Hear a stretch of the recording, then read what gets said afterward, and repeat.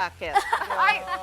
Yeah, so I will plant it tomorrow. Okay. Tomorrow. That's your son. Not that we're competitive, ha? But As for me naman, well, I don't know if Chef remembers, but I always order his pastrami, either the Wagyu or the New York pastrami, either a He's one podium of or in those steak Makati. lovers you were talking about. Yeah. earlier. Yes, yes. doesn't very eat much vegetables. Yeah. And There's when so he- many of them na. How many na siya? Yeah, a lot of branches. How many?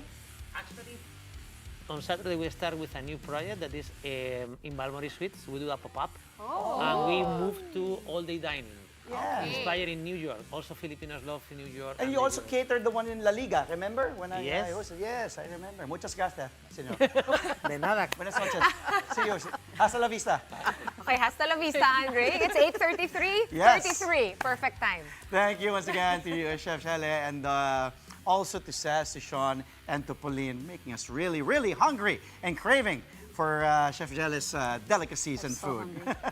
We've got Gilas Pilipinas pool for the 2027 FIBA World Cup Asian qualifiers on our show, plus several rule changes in the PBA ahead of its 50th season. And we've got updates on some NBA stars dealing with respective health issues. I'm Andre Felix, And I'm Cheska Liton-Calao. and here's tonight's play-by-play.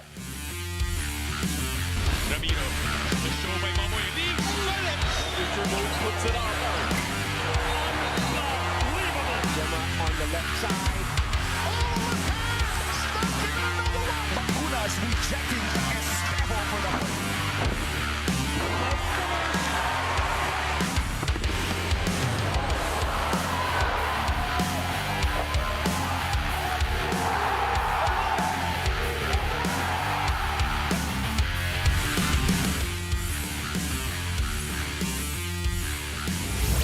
Gilas Pilipinas has expanded its pool for the 2027 FIBA World Cup Asian qualifiers. Head coach Tim Cohn added, as you can see on your screens right now, Quentin Meliora Brown along with Ginebra point guard RJ Barrientos and naturalized big man Ange Kwame.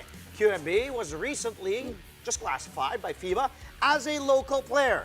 They will join mainstays Japet Aguilar, Justin Brownlee, AJ Edu, Junmar Fajardo, Jamie Malonzo, Chris Newsom, and Calvin Oftana, as well as CJ Perez, Kevin Kiambao, Dwight Ramos, Carl Tamayo, Scotty Thompson, and the returning Kaiju, Kai Soto. The 2027 FIBA World Cup Asian qualifiers will tip off in November.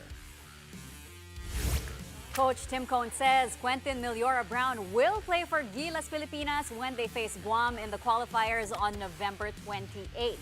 It will be QMB's first time playing for the flag since he was classified as a local in August. As for Kai Soto, he is expected to return from his ACL injury by the time the qualifiers come around.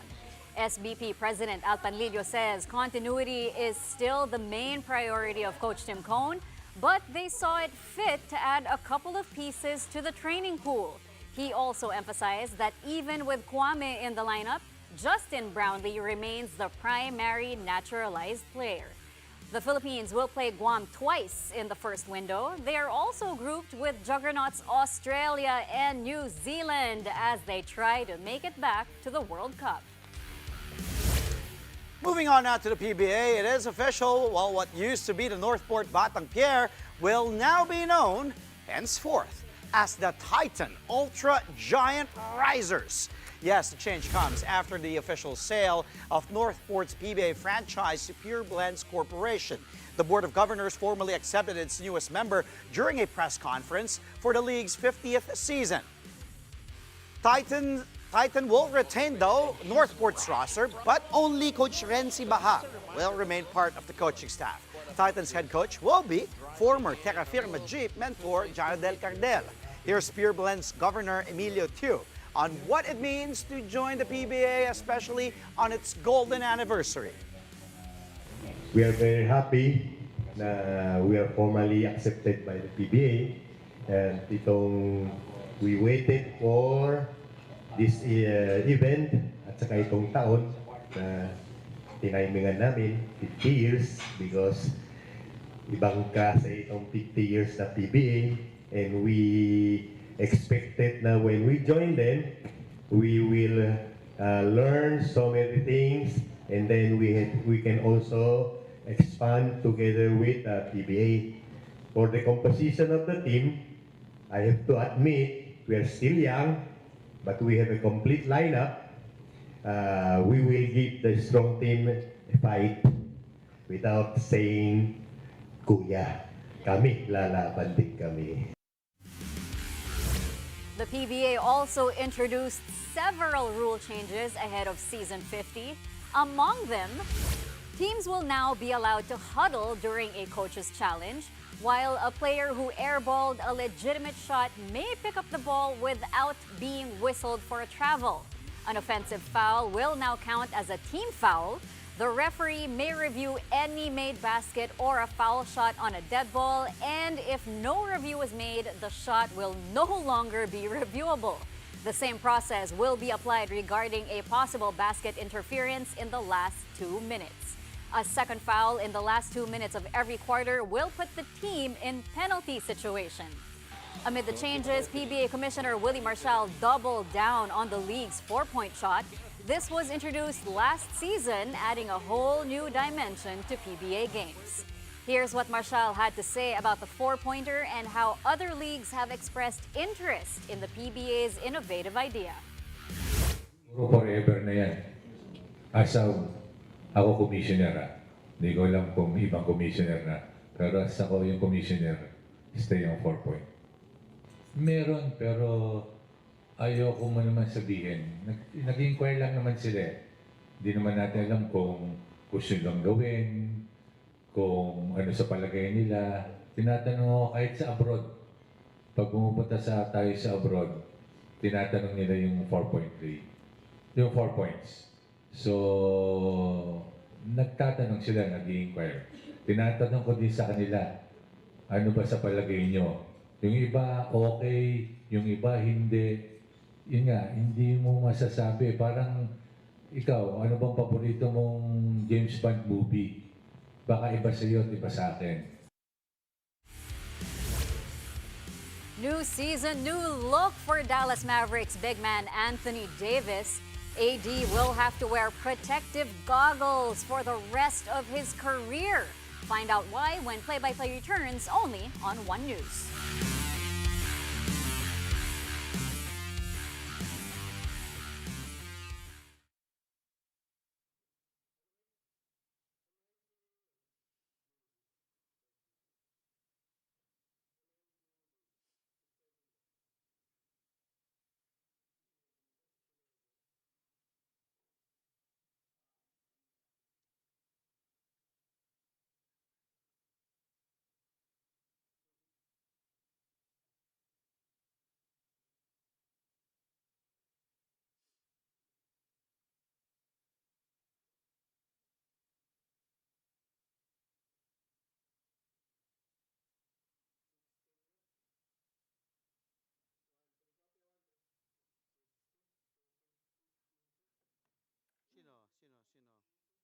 Sino?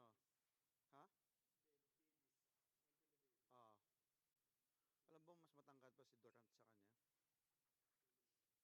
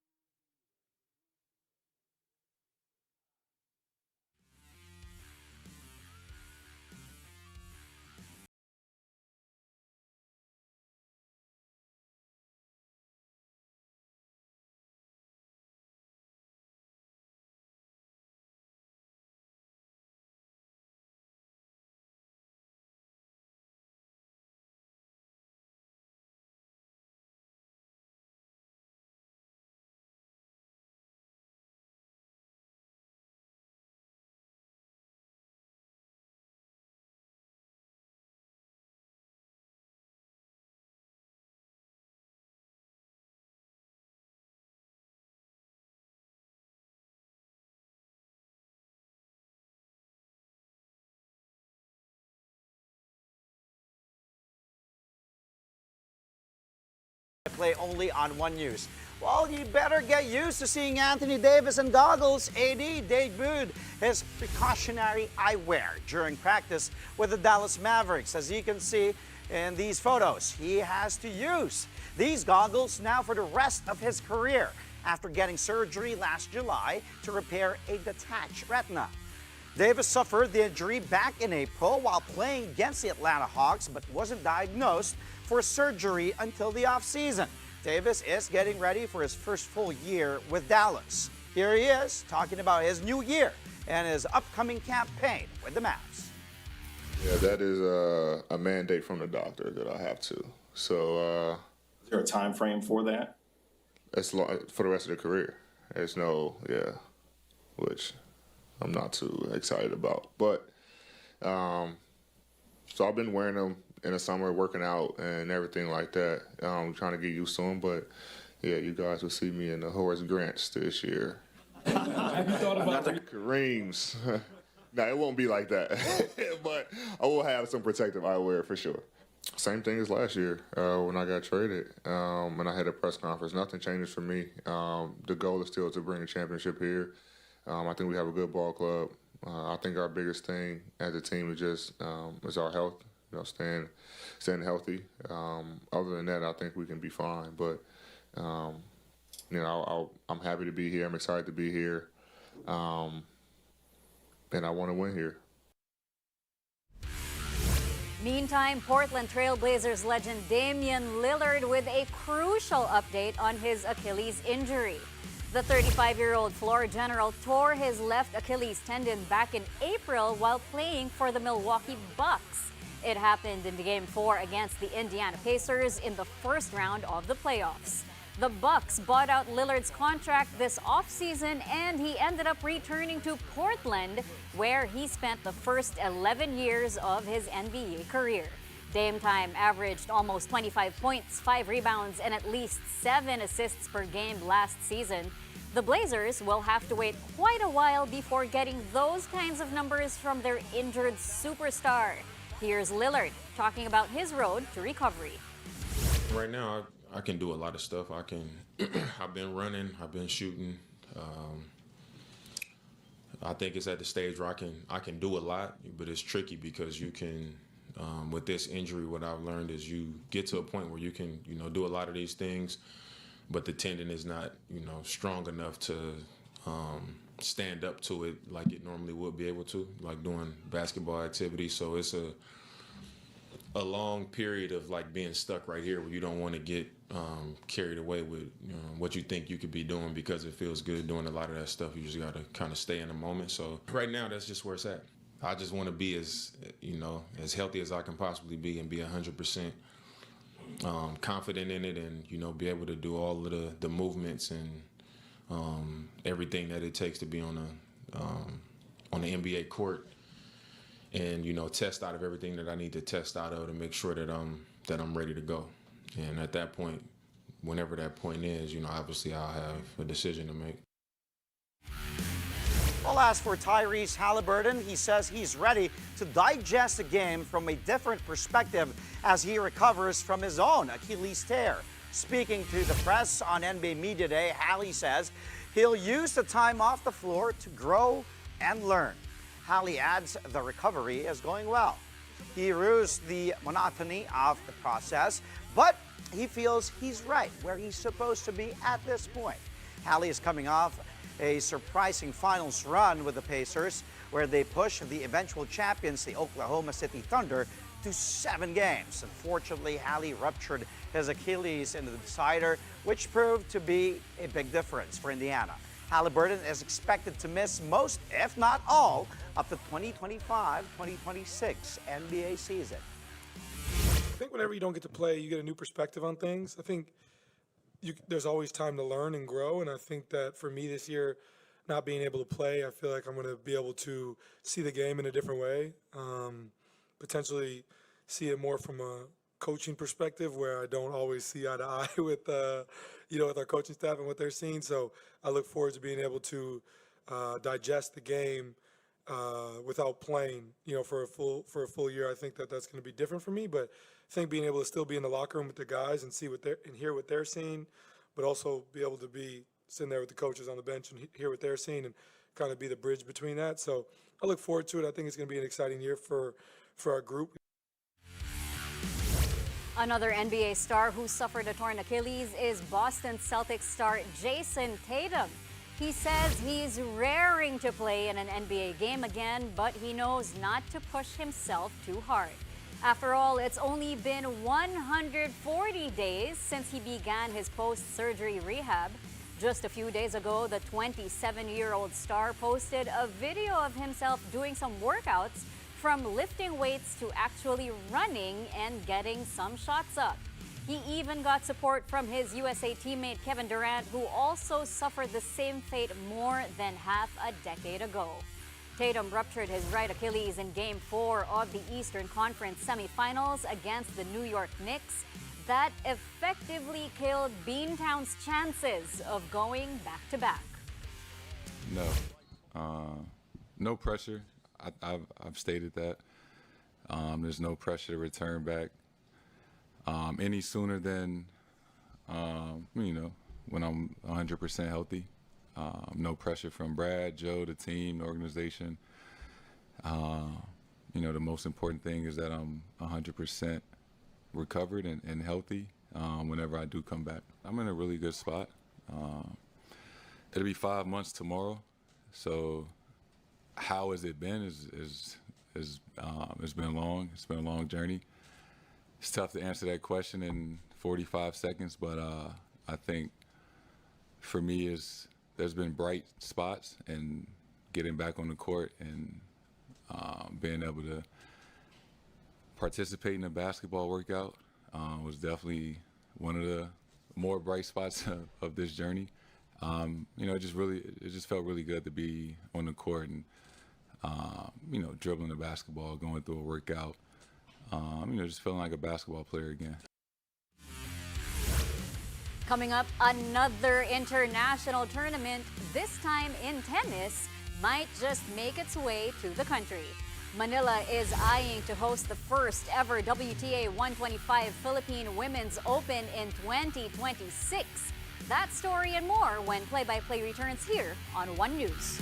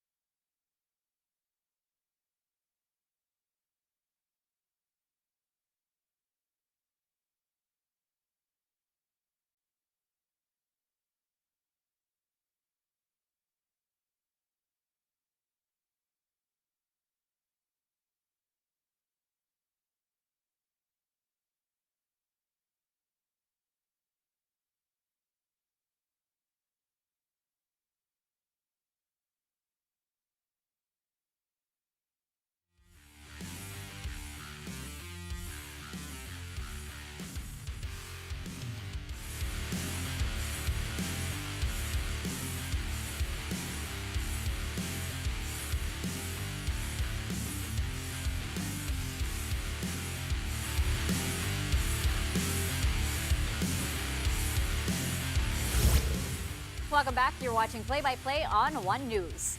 The work continues for the UST Growling Tigresses even after their 2-0 start in the UAAP Season 88 Women's Basketball Tournament. The Tigresses are fresh off their 76-62 statement win over the defending champions, the NU Lady Bulldogs, in a rematch of the last two final series. Kent Pastrana tallied 12 points, 8 rebounds, and 4 assists, while Eka Soriano added 11 points and 4 rebounds. It's UST's first elimination round win over NU after going 0-14 since season 79. Despite UST's strong start in season 88, head coach Heidi Ong noted that the Tigresses still have plenty of room to grow in their quest for a second title in the last 3 seasons. Palagi lang namin pinag-uusapan na Eka na kung ano talaga yung role namin. So, every game mag-enjoy lang kami. Every game, pupasok kami kung saan kami mas kailangan. So, mas nag-step up kami sa bagay na kailangan kami ng mga bata. Especially na last year namin na Eka.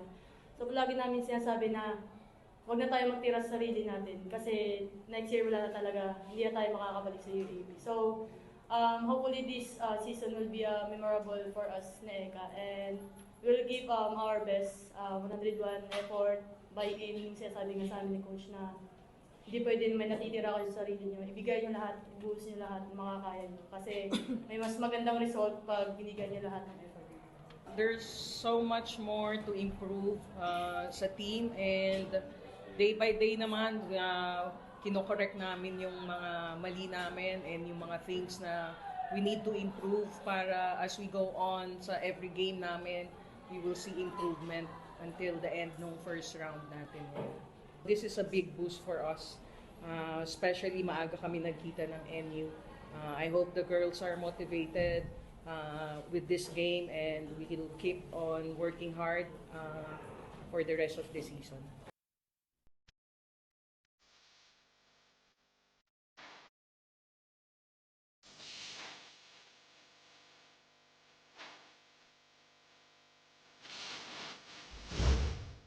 Okay, we've got UAAP basketball on tonight's highlight reel. Let's start. USC NU women off the loose ball.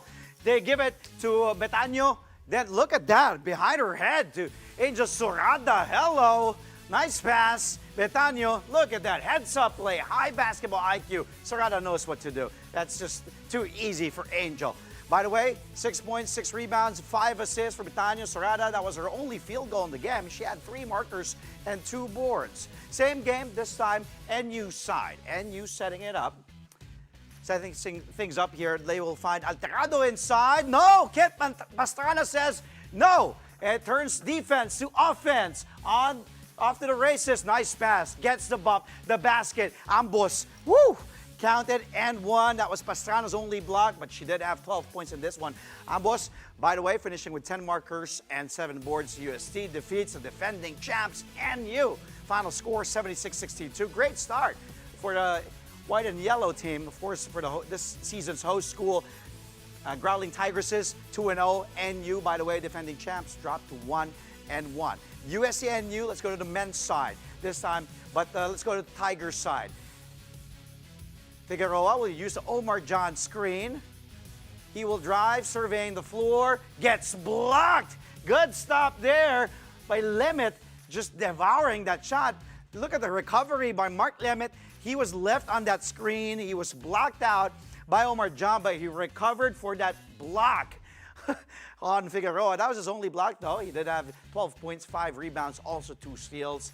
And Lemit just filling out the stat sheet here. But in the end, Jake Figueroa will get the last laugh. If you didn't watch that game, you'll find out later on in the highlights. Okay, but let's go to NU side. Bulldogs bring it down the floor now. Steve Nash Enriquez over to Jake. And then they set things up. USC up by 6 at this point. And look at this drive, but nope, put back there. Koe was there, last line of defense, but leaving John, as you can see, as he helped on that defense on the block, that left Omar John wide open for the putback. Not giving up on that play. Omar John had 10 points, 12 boards, 2 steals, 3 blocks in this game. He was just basically another day at the office for Omar John here for NU. Last but definitely not the least, as I said, watch out for Figueroa. 50 to go. NU up 1. Jake has it. 2-man game with him and Omar John. He has Akoe on a switch. Figueroa sizing up from distance. Bang! Bang! Bang! 38.2 left. That gives NU a cushioned lead there, 73-69, 4-point lead, basically the dagger. No answers for USC on the next possessions, and NU basically gets the win, 76-69 over USC Figueroa. Game high here, 22 points to go along with 9 rebounds and a block. NU stays immaculate, clean, undefeated at 3-0. Same with Ateneo. USC drops to 2-1. Check. And before we go, the Philippines could be serving up a new tennis milestone. Discussions are underway to host the inaugural WTA 125 Philippine Women's Open from January 26 to February 1, 2026. The plan was laid out in a meeting between PSC Chairman Pato Gregorio and Navotas Mayor John Ray Tiangco. Both believe the event will not just be a tournament, but a gateway for local talents to compete with the best. The move could finally bring world-class tennis to Manila, just as Alex Ayala continues her rise on the global stage. Beyond the WTA talks, the Philippines is already slated to host the ITF J30 tournament from late November to December 7, 2025. Great news indeed. Great job for PSC Chair, Boss Pato Gregorio, and of course, Navotas Mayor John Ray Tiangco. This will be awesome. As we know, Alex Ayala, of course, our Filipino tennis bet, pero nag-iisa pa lang. Sa ngayon, si Alex, and hopefully it will pave the way for a lot of young tennis players to follow the footsteps of Alex and make noise. And hopefully, who knows, win a Grand Slam. Ako, naniniwala ako doon, Alex will eventually win a Grand Slam, and hopefully also in the men's side, at sana tuloy-tuloy ito dahil alam naman natin, if we talk about the Philippines, basketball, volleyball, a little bit of football because of the Filipinas, and back in the day, the Azkals and their rise to fame. But hopefully tennis, tuloy-tuloy na to, and that will open in grassroots para sa ating mga young future tennis stars. Right, and we have lots of world-class athletes joining us also. We've seen pole vaulters, yes, volleyball, weightlifting. Weightlifting, Dami sumusunod din kay Heidelin, and sana tuloy-tuloy ito sa hindi lang basketball, hindi lang volleyball ang tutukan. Great job to Philippine Sports Commission Chairman Pato Gregorio. Sakto, 9 o'clock na. That's all from us tonight. Catch us again tomorrow, 8:30 p.m. for a play-by-play of today's top sports stories. Play-by-play is on One News, that's Signal TV, Channel 8 on SD, and Channel 250 on HD. We are also available on Signal Play and Pilipinas Live. I'm Andre Felix. And I'm Cheska Liton-Calao. Thank you for watching. Good night.